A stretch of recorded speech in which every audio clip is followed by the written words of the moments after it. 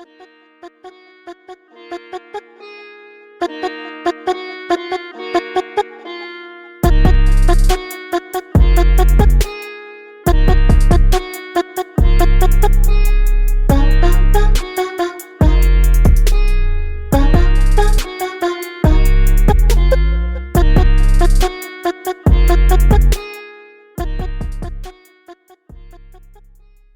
right, welcome back to Middle Fingers Up. I'm your host, Kieran McKay, and in honor of International Women's Month, today we are sitting down with a powerhouse in music, media, and storytelling, LaToya Elle.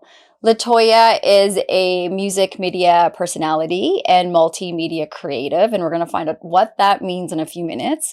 She's dedicated her career to amplifying the voices of Canadian artists. Through video production, digital marketing, broadcasting, and creative communication, she helps artists share their stories and connect with audiences in meaningful ways. Her passion for music, media, and storytelling has made her a dynamic force, I'd like to say, in the industry, creating engaging content that shines a light on emerging talent and really, honestly, important conversations. Today, we have the pleasure of learning about her journey, the impact of her work, and what it means to be a woman in media and music. So let's get into it. Welcome to the podcast, LaToya. Hey, how's it going? How are we doing? I'm good. How are you? I'm good as well. We have the sun shining today, so that's always a lovely thing out here. Get some vitamin C and D and all that good stuff. Absolutely. Love it. Yeah. So thank you for being here today. I love when I reach out and folks like you are like, yes, let's do it. It's awesome. I really feel honored because this platform is all about amplifying, just like you amplify in your work, stories and real people stories. So I'm really excited to hear all about you and learn about what's going on in the world of Canadian music. So maybe take us back closest to the beginning as possible. Let's learn a little bit about little LaToya, what was growing up like for her. And maybe in there you can share where your love for music and storytelling began. Maybe it was with little LaToya. I don't know. So tell us a little bit about you. Yeah, for sure. Well, thank you so much for having me. I'd say little LaToya was definitely passionate about storytelling and just interviewing people, learning about people's stories. I remember, well, actually, I don't remember this moment, but my dad tells this story very frequently. I was a toddler watching E-Talk, and apparently I was holding the remote and I was pretending to be on the red carpet and like interviewing my parents, going back and forth. So the passion of just sharing people's stories started at a very young age. And then once I went through high school, I was telling somebody about like where I envisioned myself. One of my friends and her mom was actually the editor-in-chief at the local newspaper in Airdrie. And so for grade 11 to grade 12, I ended up having my own column in that newspaper. So my career did start pretty early-ish, and yeah, I've always been passionate about this. Did you grow up with music in the home and various ways of storytelling as well? Because you've done a really cool job putting that together. Yeah, I think so. When music came along, because when I was in high school, I was talking about student affairs. So music came along later in life. I can't remember. Oh, okay. I think I was attending a bunch of showcases. It was called 10 at 10, the organization. I'm not sure if you're familiar with them, 10 at 10. The whole concept of the showcase was 10 artists at 10 p.m. Oh, okay. And it happened downtown Calgary. And I would attend that with my friend. And I think it was just the excitement I got within my soul when I attended those live showcases where I was like, okay, like maybe I want to do something here. And as time went on, I realized that music has played such a prominent role in my mental well-being and has helped me through so many different phases in my life where it became so obvious that I wanted to merge my passion of journalism and music together. And so that's when music media came about. I love that. I feel a lot of young people growing up, for a lot of little us, and then as we get older, music has had such a huge connection with mental. I used to work in a facility where young people used to come and stay. And music, therapy, music, all of that was such a huge thing. Just those endorphins being released, hitting those dopamine kind of, highlights in our brain. I think there's so much in there when we feel. And are you like a more of the music, or are you more of the lyrics, or is it both for you? Okay, sometimes it's both because I also love dancing. Yeah. But I do lean towards conscious music, and I do lean towards music that is self-affirming, positive, optimistic. So yeah, and that just helps me mentally. Do you have artists that you felt inspired by, or maybe sort of inspired you to get into this work? Well, I mean, when I was going through it mentally, it was definitely like Bob Marley and like those like very positive reggae songs like Don't Worry, Be Happy, that yeah. stuff. And then now that I'm older, there's this artist, she's based out of Montreal. She's from Montreal. She's now located in Toronto, but she goes by the name of Aza. And she puts out a lot of positive, self-assuring music. It's very upbeat. It's Afrofusion, and it's just like everything I've been needing this last season when it comes to self-identity, when it comes to just recognizing the power that's within me and not letting any of like the nastiness of the industry, whether it's racism, ageism, all of that stuff, not allowing any of that to deter me from my true deepest desires. Her music has really helped to uplift me and just like really embody the power that's within me. So right now it's definitely Aza. And then there's another artist, she goes by the name of Dominique Grant, and she puts out pop music that is also very like uplifting. Have you had a chance to meet them? Yeah, Aza, I have interviewed her on my podcast called Behind the Music. Once it started back in like 2020. So I think she was on the very first season. And then Dominique Grant, she actually puts on a conference called the Imagine Summit, where she empowers creatives and entrepreneurs to really chase their dreams, but she does it in a way that is sustainable. So she brings in speakers from different industry sectors. So from the finance sector, from the mental health and wellness sector. Yeah. So she brings them in and they all kind of do their own presentation, but it's just the whole point of the event is just to empower creatives and entrepreneurs. So I got to work with her to do that last year. So that was fun. That is cool. Just going back to storytelling, what does storytelling mean to you? To me, it means honestly an opportunity to empower people, whether it's the person, because sometimes people don't really realize what they're doing until they're speaking about it. They're like, hold on, wait, yeah, I did that, I achieved that, I did this, you know what I mean? So it's very empowering to them, but then also for others that are listening, it sometimes gives them the courage to do whatever they've been dreaming in their mind to do, Yeah.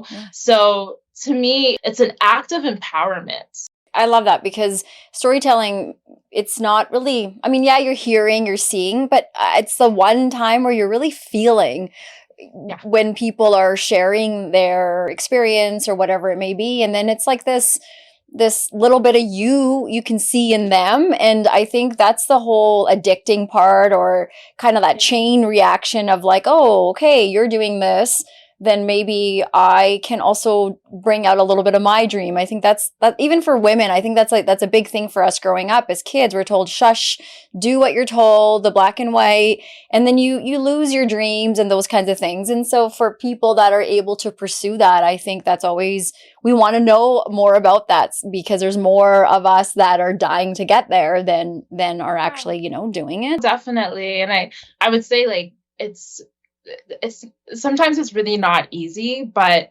the opportunities that I've had to amplify people's stories and the ways that I try to amplify people's stories, because it's not even just through articles and conversations, like sometimes it's also through events and just creating experiences, because at the end of the day, I truly believe that everybody deserves to live out their dreams.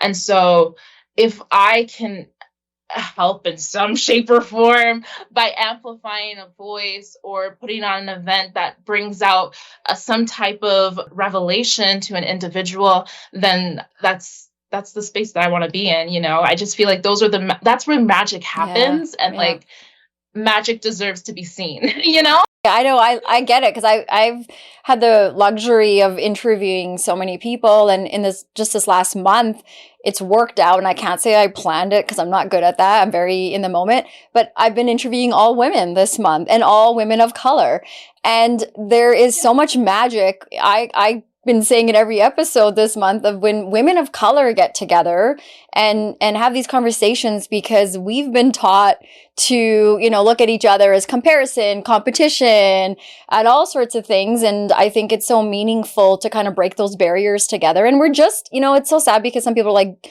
why are you still talking about it? But it's like, we're just starting. I don't know why you think we're still talking about it. We're just starting to be in this place where you and I can be in a room together and think we can collab, whether, it's a conversation or what.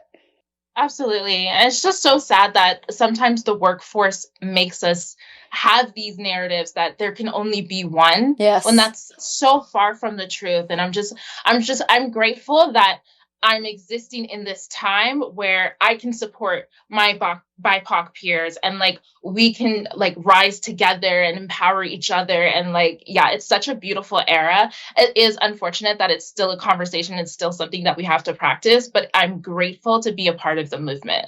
I agree. And I think it's like a nice way to give back to our elders who just didn't have that opportunity. They were surviving, they were doing what they needed to do.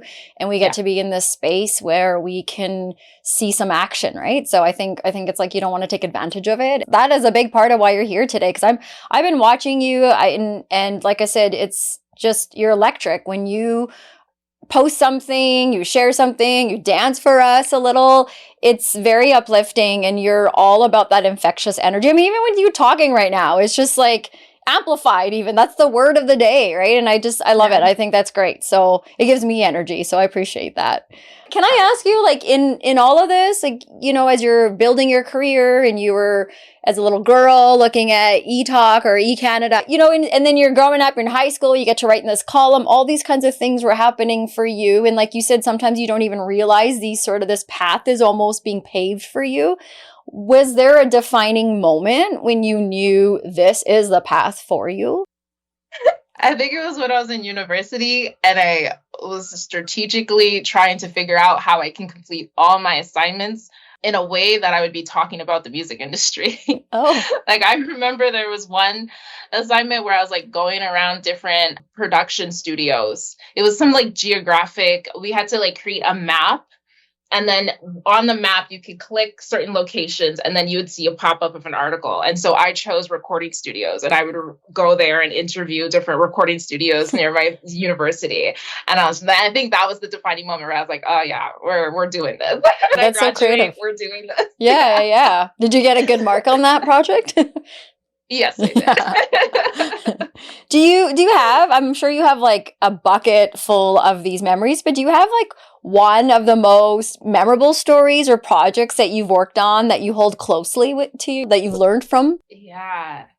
There's this artist, he now goes by Tony, but he is a queer Black artist. And back then, I believe he was doing like electronic R&B music or something like that. It was or maybe electronic pop. I can't remember exactly, but I got to write a complex feature about his transition working on the business side with a team in the music industry. So basically, when he first got entered into the industry and he was working with a team, the team was trying to pigeonhole him into this like Chris Brown R&B artist.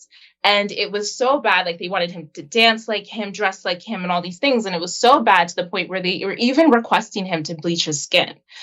And so he went through that to now being able to express himself freely, working with queer musicians and producers and audio engineers to create that album that he ended up releasing. And so I was able to talk to him about that journey and share that article on Complex. And that's one of the pieces that I'm most proud of. Until this day, I believe it deserves an award.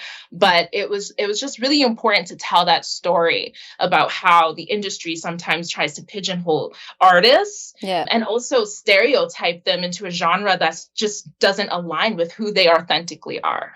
Yeah, I think that's probably a common conversation that so many artists, I would imagine, have. And, today there's just so many different boxes. If you want to put yourself in one, you can, or you create your own space if you don't fit in another one. And so would you say this is still common in the industry where people are still being pigeonholed?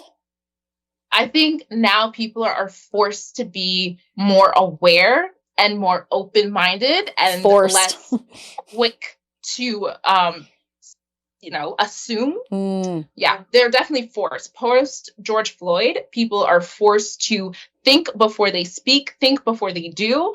And so you see it a little bit less. However, that doesn't mean that it's transitioning into the audience, right? So for a fan base, like you might see a Black person and assume that they don't sing country, but then when you press play, it's country music that's coming out of their mouth. Right. So even though in the industry, people have to be a little bit more attentive, sometimes it doesn't translate to the audience. That's a really good point. I think there's an artist that I was talking to as well, and he's a Canadian artist as well, Jordan, JRDN, and he had even said there was, like, I asked, what's your least favorite kind of song to sing? And he talked about one that's like his most popular one, and it's hard because your music career is alive because of these fans, but you don't necessarily identify with some of the music because he was also pigeonholed and, told you got to sing these kind of songs, you got to have this kind of flavor, and that maybe wasn't his sort of style. And so then you're at your shows today singing the song that the audience is going wild for, but inside it's like, this isn't the one that is mine. And so I can imagine the frustration because you want to give to the people that love you and want to listen to you, but at the same time, as the people, the fans sitting here, we also have a lot of learning and growing to do as well because we've been so conditioned. You see a Black artist, you assume they're a rapper. You see, a brown artist, you're like, who is this? Change the channel. We're not ready for them yet. So there's all these kinds of weird things that are going on that really, I think, are coming to the surface because we're all trying to talk more about these spaces that people have been put in, this whole institutionalized way of thinking and living. So for you in with your experience, I'm sure you've seen success, like this article you wrote, on behalf of Tony, and then the struggles. Where would you say is the balance? Like, what are some things that you're seeing that are helping break cycles, or maybe in feedback you can give to us as fans that we can do more to help? Well, definitely press play. Press play I like before you make any assumptions, right? But in terms of in the industry, what changes have I seen? I think people have just been a lot more receptive. I think post George Floyd, people were trying to, I want to say autocorrect, but that's not even the right word that I'm looking for right now. But they've been trying to correct the way that they've been making decisions to the point where it's just like checkboxing. Like, okay, we have a Black artist that represents this. We have a person that represents this, instead of actually being more genuine about it. I feel like now it's hard to speak for everybody, right? Yeah, that's fair. I just say overall, just press play, and when you do have an assumption, ask yourself, why is that assumption coming up? If you want to go deeper, you can be like, where did that assumption come from? But just press play, and then you can determine for yourself if you like that artist or not. But let the music speak for itself, and don't just assume anything based on someone's appearance. Press play. That's That should be the name of this episode. Just press play. I like it. Yeah. So let's transition a little bit. We kind of already did in some ways talking about the artists that maybe you can talk about some of the artists that you are spotlighting or that you want us to sort of hear about. You are involved in the Canadian music scene. And so who are some of these Canadian artists on your radar right now and what excites you about their work? Yeah. Okay. So one that we hear all the time on the radio is LaToya. I don't know if you remember. In my pretty girl era. I don't care. Oh, yeah. So her name's LaToya. She is raised in Toronto and she's bilingual. She also knows French. It's so funny because like that song, Pretty Girl Era, is probably one of her most popular hits, but she was also on Lottery with Lotto. But even before that, there was a song called, I think it's Don't Count Me Out. And that was actually her first radio hit in the East Coast. She's just like this awesome pop artist that is soaring. And she excites me because of what she represents. Like, if we're going to do a comparison, she's like the Canadian Lizzo. Oh. But to be honest, she's such a bubble of joy, and her music's so upbeat. Again, going into that conscious music, it just makes you feel like you're that it girl, you're in your pretty era, but also that no man can walk all over you or, you know, ruin your confidence and how you feel about yourself. That's like, those are all the vibes that she gives. And so LaToya is definitely top. She is on the top of my list. Yeah. Any other artists on your radar? Oh, yeah, of course. There's this other girl. So there's this one song. I don't know if you remember. It went viral. I think it was like a little bit after the pandemic. It's like, it's the vibe for me. It's the vibe for me. Do you know that one? No, but I like that you're singing it. So just keep going. Okay. You got a good voice. Okay. So that one went viral on TikTok. And like for the longest while, I don't think people really knew who that song came from. But her name is Akila, and she's a Jamaican Canadian. And yeah, since that song, she got signed to a major record label and has been blowing up. Last year, she won her first Juno, and she is an R&B artist. Again, a lot of music about like self-love and self-care. And so she's someone that's on my radar. There's honestly, Canada is so rich with talent. I'm like thinking about, his name's Ryland James, and he has like a soulful, jazzy voice, definitely more geared towards like he's pop leaning, but he has this jazzy tone to him. If you ever get the chance to see this man live, like you have to go, because it's one of those performers where like you feel the vibrato in your soul, and not in a way where it's like the music's too loud. It's in a way where it just makes you feel the feels. Like it's just so good, so rich. He's so talented, such a phenomenal vocalist. I'm gonna ask you, like, I don't know if you want to share like a top 5. You got 2 of the 5. If there's any more that you want to throw our way. Other artists that are on my radar. Okay, I feel like it's only right to talk about the Punjabi takeover in Canada. I did not ask her to. This was all LaToya on her own. Okay, yeah. I mean, but it's happening. It's real. Last year at the Juno, there was this one artist, and he took home the fan award, TikTok fan award. Kainai. Like, that was like a big deal, right? Yeah. Everyone was really, really happy about that. Okay, so then this year, now there's 2. So Icky, for example, he recently got featured on a song with One Republic. You know what? He's been producing, and like he's been big on Guttons and like so many other artists. So it's good that he's getting his own recognition too. Yeah. So he's killing the game. He's definitely someone to watch out for.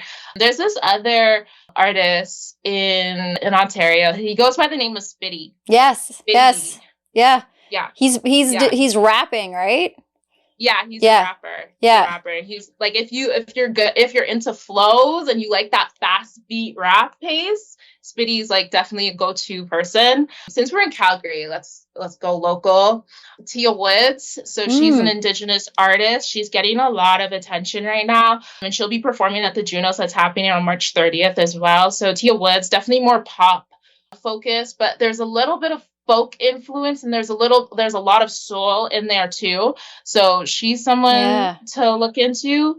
Locally, there's K the Chosen. He's a rapper, but he does a lot of conscious rap. Oh, good. So if you're like really into just looking into yourself, making a lot of like self-awareness observations, he's someone to like listen to. Who else? And then T Fanny, she's also a female rapper in Calgary. She has some really cool beats. Who else in Calgary? Oh, I mean, everyone knows Tates.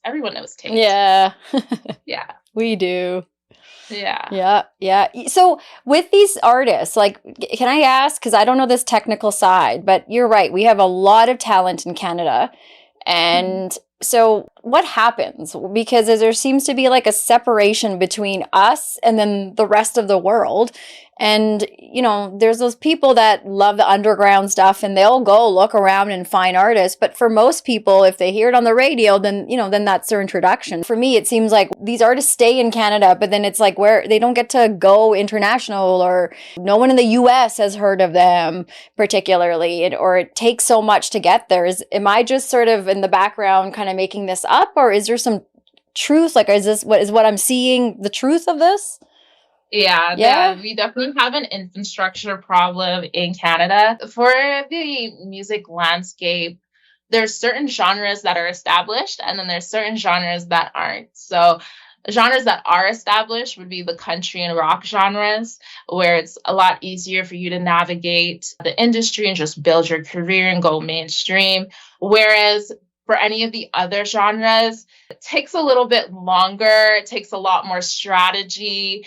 And then also there's the lack of infrastructure. And then also it's just the digital age and how that's taking over. So it's just also the framework of the industry and how it's evolving these days as well. So no, you're not making that up. That's definitely a real problem. It's super unfortunate, but that's kind of just how it is. And so a lot of artists, especially independent artists, are very much relying on their social engagement to really break through the borders to get that lift off. Because even when you think about the Punjabi takeover, it's the international community that is uplifting these artists, whether they're newcomers or they were raised here, their first gen, second gen, whatever. It is the international community that is helping them to blow up their careers and propel a lot faster. Yeah, like AP Dillon, he's from BC, and even Kainai, all these guys from BC, they have a huge connection with the Indian film scene and a lot of the influencers and actors and stuff. And so it's been interesting to watch that connection. And then you hear, like, you know, white people will message and be like, oh, I've heard of this artist. Like, do you know him? And it's like, of course, he's my people. Of course, I know who he is. Yeah. But it's like, oh, it's kind of interesting to know that, oh, this person would have heard of someone like that, because even for me, being from my community, it's like you got to dig sometimes. But yeah, something is going on in our community, which, you know, I think is lovely. The music scene is changing. And what's cool is there's just so many different creative people, just kind of what you were talking about before, that are pushing themselves, following their dreams, building their studios out of their homes or whatever. And it's like raw, you know, like you said, authentic sound. And a lot of young people are really wanting to connect in that kind of way. It's some ways celebrities have ruined this trust with us, because everyone that we love, you know, has some kind of court case or some kind of, you know, abuse batter thing going on. So we're all like, we don't want to love these artists. So it's when you see people climbing from the grassroots and kind of coming up that way, you think, okay, I know him. He's related to someone I know or whatnot. And so it's kind of cool to see everyday people being able to, launch their dream. There's one more point that I want to bring up as well. It's also a population thing too, right? Because the population in Canada, everybody in Canada can fit in California and LA.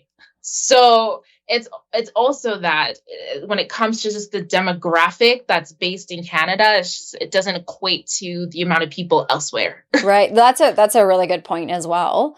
There are these platforms like Spotify and whatnot. Is that something that's helping our artists, or is that something that is kind of competition or getting in the way? Yeah, so it's helpful because it gives them exposure on a pretty successful platform. It's not helpful when you look at the business side of it and the amount of money that they get per stream. Like, it's only a couple cents per stream, and a lot of the emerging acts are probably getting at most, or at best, maybe 10K, maybe 14K streams, which really doesn't equate to that much money. Probably like $100 around there, give and take. Yeah. So it works because the platform itself is successful, and it's a place where people can find their music, but it doesn't work in terms of the business. There are emerging streaming platforms. Like, there's one, it's called Loud Army. The company's called Loud Army, and their platform's called Stream. And they give back 50% of the revenue that comes in. So that's like those platforms that have a more nuanced business model.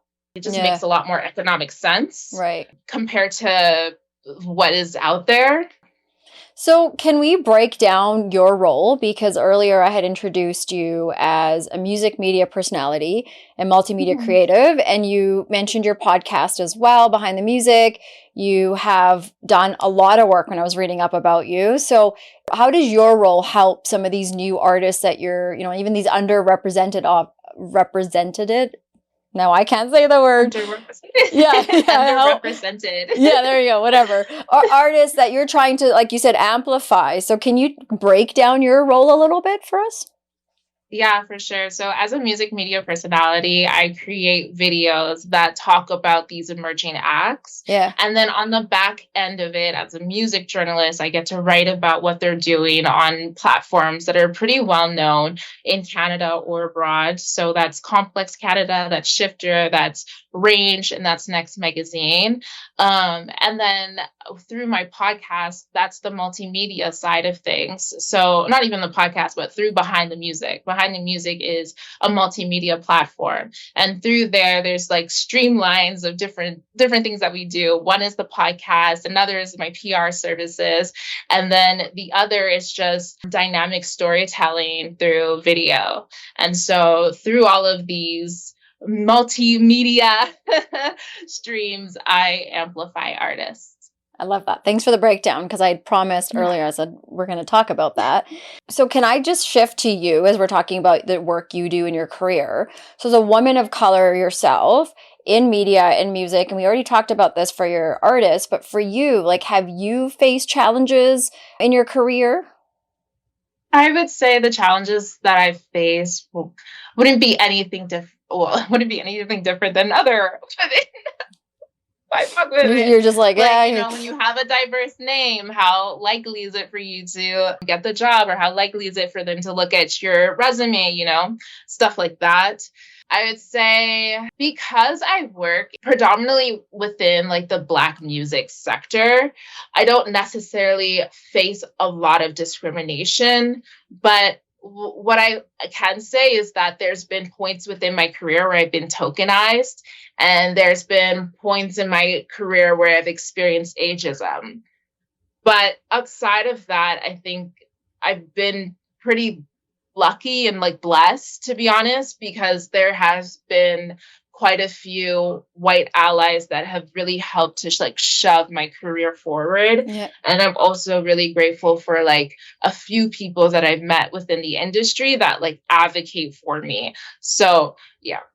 It's like also when people, whether it's white allies or people in your own community or likewise, I guess, communities, I think there's just like the word you used earlier again was that magic. It's amazing how far it can take us, and it doesn't take much effort when we can open those doors for each other. So I just like, sometimes I'm like, the door's not that hard to open. Why are we acting like we need the door is not, sometimes I really do feel like I'm like doing the army crawl when I'm like trying to tread through this industry. And then other times it's like a breath of fresh air. And I'm just like, this is easy. Like, should I set that out loud? Like it's quite interesting. And like some of it, I'm like, my friend, she brought this up. She's like, oh girl, you're dealing with like post-slave syndrome or whatever, like the need of just wanting to work hard and always do things the hard way, And so sometimes I'm like, is it me? Like, am I putting myself in these situations, or is it something else? But like that is the complexity of the Black identity, So it's just like, it's something I'm still trying to grapple. Yeah, I know. I hear you. I think the more it comes out, the more it's talked out. I think it's helpful because then there's communities that are built and more people that can relate to you can say, no, it's not you. It's the environment around you. You've been conditioned to think, is it me? You got to trust yourself more. And, until we get it out of our head, then I think it's hard because, we tend to isolate ourselves or think, oh, I'm the problem again. Okay, I'll just stop. Or I should be grateful that I have this job and I get to do this amazing work. Why am I complaining today? Even the idea of gratitude, right? That's something that was passed on to me by my parents, rightfully so. Parents and grandparents, everyone, they're like, how are you? Oh, praise the Lord. God has blessed me today. I can't complain. You know what I mean? So it's like that idea of just always giving thanks for like whatever you have. There's always something to give thanks for. What would like today, LaToya, go and tell the LaToya that first started her career, that was going to school, like maybe something now that you didn't know then? Like, what would you go tell her? I would tell her not to work so damn hard. It's fine. Like, you don't need to like get A's all the time. Like, live life, go outside, have a good time. I was very studious. I was extremely studious. I won awards every quarter. I like did the absolute most. I was extremely disappointed when I went into the real world and I was like, wait, there's not an award here. Like, there's no award that I can achieve. Like, and then also because I'm so studious and so like goal oriented and I achieved those goals at a very high level.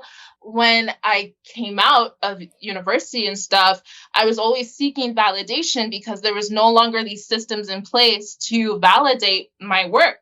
And so that was another thing too that I struggled with. So I would tell her to just go to sleep. It's fine. Like, relax. Yeah, I like that. Go to sleep. Take a break. Yeah. Take a nap. Take a long one. Yeah. There was a point of time where I was like managing 4 jobs. Like, I wasn't crazy. And then you go into the real world. I haven't shown nobody my degree. My degrees are still in the envelopes they were mailed to me. Why was I working so hard? I don't know. Yeah, because they tell you, right? They trick you. They tell you. There you go. So if you could change one thing about the industry, or maybe like enhance it in some way, like what would it be? The grant distribution, I feel like they need to change the wording of certain grants, and grants need to be distributed across provinces a lot better than how they are right now. Like in prime areas within Canada, you'll see there's a hyper focus on grant distribution, whereas other provinces don't really get that many. And I feel like you're starting to see a little bit of a change, like within the last like 2-3 years, but still it could be a lot better. And then the wording, I'm saying the wording because a lot of these grants are only geared towards the artist. You have to be an artist to apply. You have to be a singer to apply, or a musician to apply. And I think that's unfair to put on the musician to be the event curator, to be the marketer, to be like all these different things. And so if they were to just create more grants for the rest of the ecosystem within the music industry, that would really help with the infrastructure issue that we have. Yeah. I'd also like to see like some type of program that would introduce people to the business side or the behind the scenes of the music industry at an earlier age. And then also access to late bloomers as well, people that figured out they wanted to pursue music later on, but not necessarily the artist, but like be the tour manager or the promoter or something, like some type of streamline thing, because I'm sure there's a lot of people that are interested and they just don't know. Like I said earlier, I was raised in Airdrie and I was in band.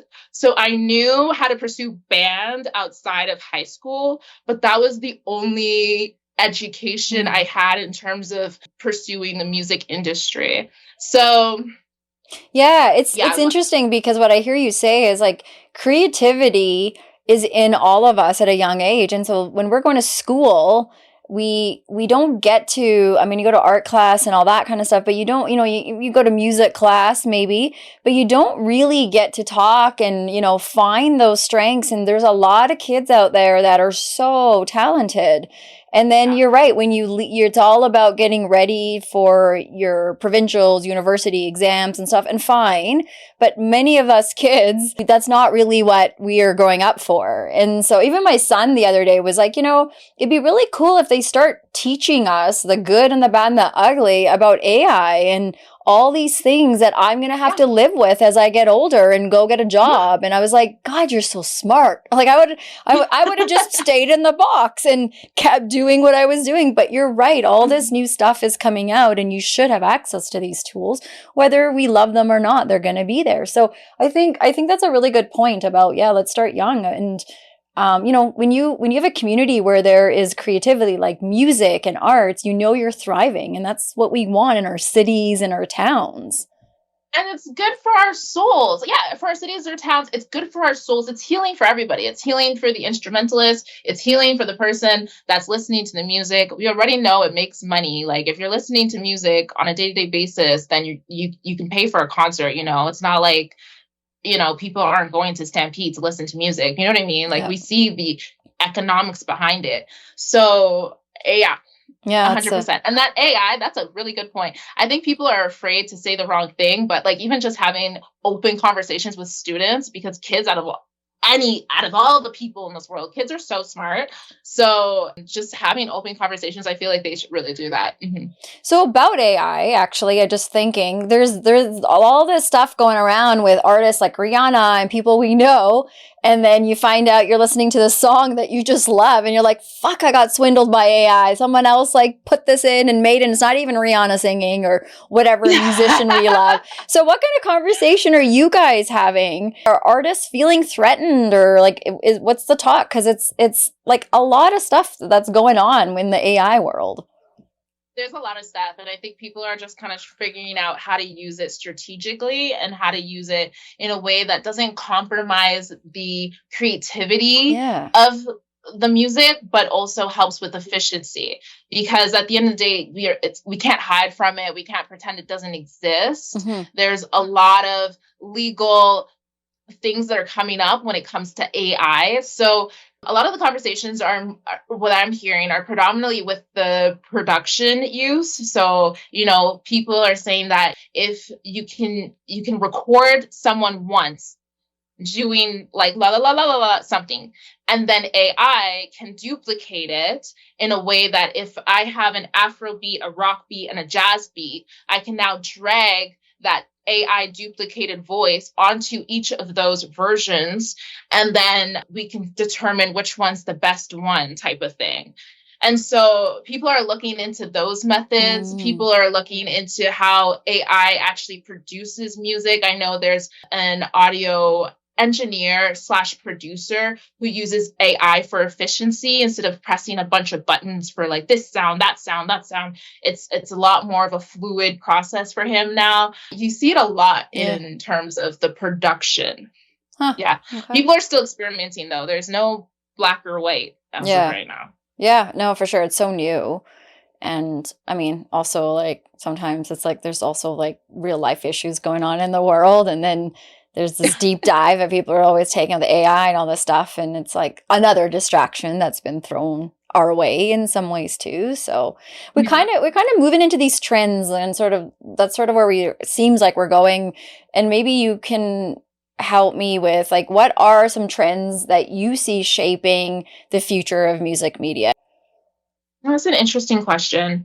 Well, the media landscape in general is evolving. It's changing. I went to school for journalism, and so obviously I learned what traditional journalism looks like. I wrote for a newspaper. I worked at a broadcast news station.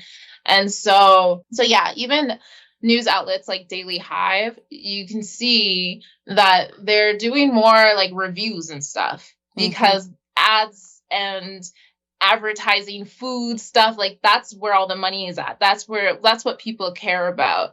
They still do news. Yeah. If you go on their website, you'll see it, but a lot of their focus is geared towards like food trends and stuff like that, and like fun, upbeat video content. So yeah, I mean, it's interesting, but we have to adapt.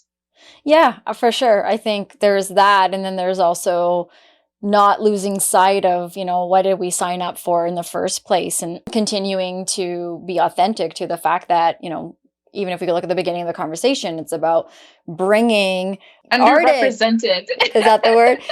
Folks out and continuing to support that. And we get distracted with all these other things in the world and whatnot. But yeah, I think it is like you adapt, you learn, we can't just turn our eye to something else, but also, can we still stay authentic? I think that's the thing, because it's hard to know that now. I think we can. I think authenticity is what's bringing us together, as AI takes over and like we're literally seeing like animated humans on our devices. Oh, so nasty. It's just, finding ourselves and like grounding ourselves in the midst of that. I think that's sort of the challenge in the next little bit. So for you, like, are there any upcoming projects or collaborations that you're excited about or that you hope for? Well, right now I'm like hyper focused on BTM, behind the music. So all of the updates and all the projects you will find there. You can visit the Instagram page. That's the best way to like stay through your link tree. Yeah, you got lots of good stuff going on in there. Yeah, my personal link tree. If you ever need any like PR advice or services, you can hit me up for that as well. Right now, I'm just really doubling down on how to best support the music industry in a way that also makes sense for me. So yeah, and all of that can be found on Behind the Music or on my own page as well. And tell us your page, because you beat me to it. Tell us. Yeah, so my page Behind the Music's behind_the_music. And then for myself, I have independent PR services. And then you can read more about that on my website, which is LaToyaElle.com. LaToyaElle.com. Awesome. Yeah. So do you have a dream interview or story that you hope to cover one day? No. Only because I really like telling stories that are at the intersection of music and social justice. And so those stories you can't predict. They just happen. That's really well said. Like, that's an example right there of being genuine. Yeah. I was like, and you're like, no, I was like, oh, I want to hear where this is going. This is not what I was expecting. I love this. I love it. Yeah, I like that. And you're also like talking about being in the present too. And sometimes we are so caught up in where we're going, where we're headed. And I like that you are taking your friend's advice of just relax. So that's good. Stay in the present and focus on, who's here now. Honestly, that's the era that I'm in right now. I feel like, I don't know if this sounds ridiculous, but like, I feel like for a lot of my life, I've been working so hard and I've just realized that no one cares. So I just want to take my time. I just want to take my baby steps. I just want to actually smell the roses and enjoy the sunlight and just, be present, because for too long I was just like so focused on, taking my career places and doing the next thing and then the next thing and the next thing. And like, it was all in an energy space that wasn't really great for my mental well-being. And yeah, it just didn't feed me in the way that I'm being fed now, the way that my soul feels now. I feel at peace. Whereas before I was just working. And yeah, I don't really like that anymore. I can totally understand where you're coming from. I think that's a great message. And at the end of the day, like, all we have is our health and our mental health. And if we're not managing it and paying attention to the signs and, you know, the things that come up, it's really hard to focus on what's next and where we're going, because we kind of need all this to take with us. So I think that's a great message. What about a message or something that you think women need to hear more and we don't hear enough of? You're doing a phenomenal job. You are making the right steps forward. Continue listening to your soul. Continue feeding yourself, helping yourself. You're doing a great job. That's the first thing that comes to mind. Yeah, it's well said. And then if you could go send a message to LaToya at any age, what age would you pick and what would you tell her? I said this in an Instagram video recently. It's basically that you're going to encounter ageism, racism, misogyny, all the things, but don't allow those conversations, those interactions to discourage you. Because I think there was definitely a period in my life where I was just like in this negative tornado of thoughts because of like all of the things that I had to deal with. And because I'm just somebody that's very to myself, I didn't really talk to too many people about it. And obviously that's never helpful. So yeah, but I definitely allowed those comments to discourage me, and it was frustrating. It was really frustrating. But that time I could have took back, you know? And in those moments too, you're allowing other people to take your power from you. And that's a horrible place to be in, because we are all gifted with something, and that gift deserves to be seen. That gift deserves to be spotlighted, you know? And so can't let the haters take the best out of you. Yeah, fuck the haters. And you can only do it for yourself. Like you said, no one knows when you're working so hard or when you're doing the things, and we spend our whole 24 hours a day in our own head. No one else gets to be in here. And sometimes it's like, how do we make it a pretty space to be in, a comforting, a home, you know, turn the porch light on, whatever it is we need, because that's the space that we're in constantly, and having these battles, you know, you're not good. Yeah, you are. Do it. No, like all these sorts of things as you're talking about. So it's just so crazy. I'm like, sometimes I'm like, how did that become this negative? Because outside, I think it's a coping mechanism that I taught myself at a very young age, is to be very optimistic and like positive. But like, no matter how optimistic I may appear to be externally, internally, it's a completely different thing that's going on. And it's crazy. Yep. And I appreciate you sharing that, because I think that is like the best part of all of this. We get to see a different side of you, the side that we love through social media, and that brings us so much energy. But sometimes when we love people like you, we also want to hear that you're human and that you have hard days. And, you know, it's not to bring each other down, but I think it's a reminder of, as humans, that is something we share. We struggle as well. And I don't know, we lose sight of that. We look at this polished version of someone and we think, well, they're perfect, so of course they can follow their dreams. Me over here, not so much. And I think it's important to hear the balanced perspective of, no, I also need to hear good comments from my family and friends and tell myself over and over in the shower, you can do it, or whatever it may be that we have to do. Right. So I think that helps build in some ways. So I appreciate that you shared that. Yeah. Thank you. I'm going to ask you, we like to end the show by giving our guests a chance to put their middle fingers up to something lighthearted, whatever it may be. It's your opportunity. What's on your mind today? I mentioned this earlier, but it's definitely ageism. I just feel like, as somebody that's been young and ambitious, I've had to deal with a lot of just older people doubting me, and I need to put the middle finger up to ageism. Seriously. Yeah. Right. Yeah. I think a lot of people of all ages could probably relate to that for sure.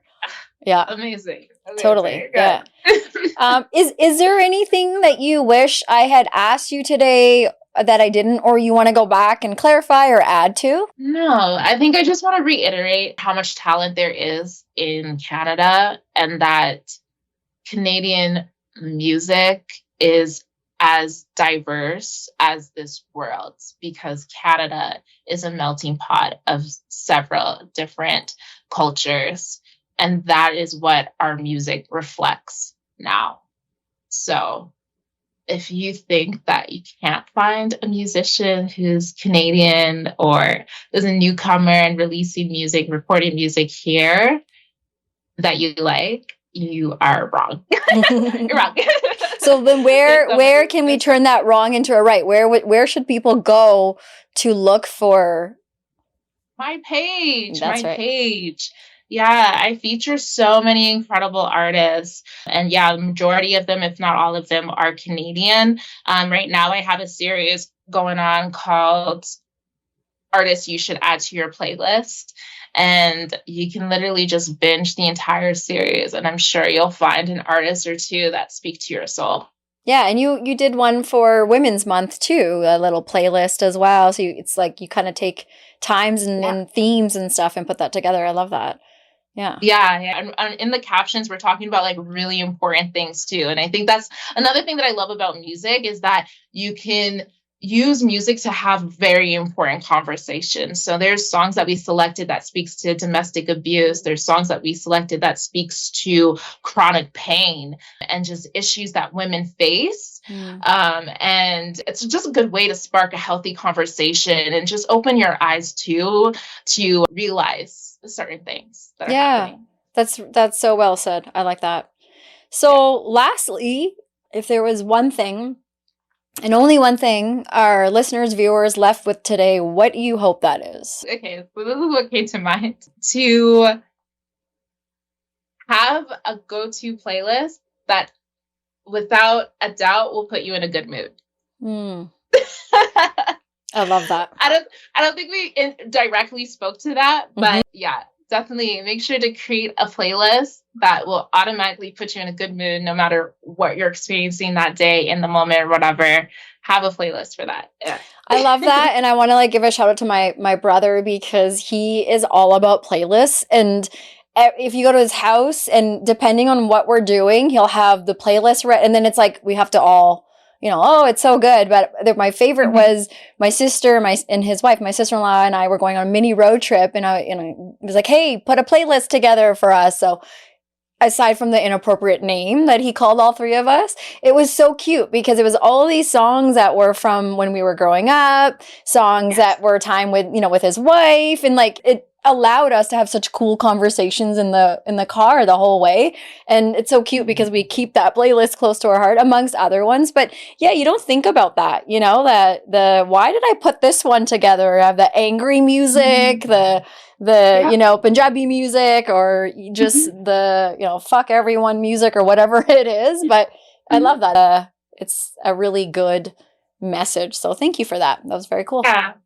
And it just speaks to the conversation of how music is therapy and your mental well-being. I can't believe it's been like over an hour here. And I really, really want to thank you from the bottom of my heart for coming on today, sharing your time with us, and teaching us about Canadian artists, giving us some food for thought, things to think about.